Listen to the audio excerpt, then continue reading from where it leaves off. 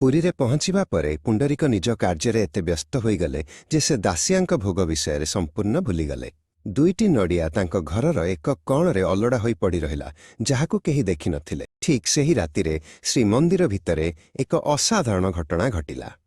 ସନ୍ଧ୍ୟା ଭୋଗ ସରିବା ପରେ ନୂଆ ଫଟା ନଡ଼ିଆ ପାଣି ଭଳି ଏକ ମିଠା ସତେଜ ବାସ୍ନା ହଠାତ୍ ଜଗନ୍ନାଥ ମହାପ୍ରଭୁଙ୍କ ପ୍ରତିମୂର୍ତ୍ତିର ପୀଠରୁ ବାହାରିବାକୁ ଲାଗିଲା। ସେହି ବାସ୍ନାରେ ମୁଖ୍ୟ ପୂଜକ ଆଶ୍ଚର୍ଯ୍ୟ ହୋଇଗଲେ। ମନ୍ଦିର ସେବକମାନେ କୁହାକୁହି ହେଲେ, ଆଜି ତ କୌଣସି ନଡ଼ିଆ ଭୋଗ ହୋଇନାହିଁ, ତେବେ ଏହି ସୁନ୍ଦର ବାସ୍ନା କେଉଁଠୁ ଆସୁଛି? ସମସ୍ତେ ମନ୍ଦିର ଭିତରେ ଖୋଜିବା ଆରମ୍ଭ କଲେ। ଶେଷରେ ଜଣେ ସେବକ କହିଲେ, ସତେଜ ନଡ଼ିଆର ବାସ୍ନା ନିକଟରେ ଫେରିଥିବା ପୁଣ୍ଡରୀକଙ୍କ ଘର ଦିଗରୁ ଆସୁଥିବା ପରି ଲାଗୁଛି। ତୁରନ୍ତ ପୁଣ୍ଡରୀକଙ୍କୁ ଡକାଗଲା। ବିନମ୍ର ଓ ଲଜ୍ଜିତ ହୋଇ ସେ ଦାସିଆଙ୍କ ଭୁଲା ଯାଇଥିବା ଭୋଗ ବିଷୟରେ ସ୍ୱୀକାର କଲେ। ପ୍ରଭୁଙ୍କର ଏହି ଦିବ୍ୟ ଲୀଳା ସମସ୍ତଙ୍କ ନିକଟରେ ପ୍ରକାଶ ପାଇଲା।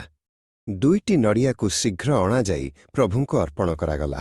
ଜଗନ୍ନାଥ ମହାପ୍ରଭୁ ହସି ହସି ନିଜର ସରଳ ଭକ୍ତଙ୍କ ଶୁଦ୍ଧ ସ୍ନେହର ଫଳକୁ ଆଦରର ସହ ଗ୍ରହଣ କଲେ। ଏହିପରି ଭାବରେ ପ୍ରଭୁ ସର୍ବଦା ଜଣେ ସତ୍ୟ ଭକ୍ତର ନିର୍ମଳ ପ୍ରେମକୁ ସମ୍ମାନ ଦିଅନ୍ତି।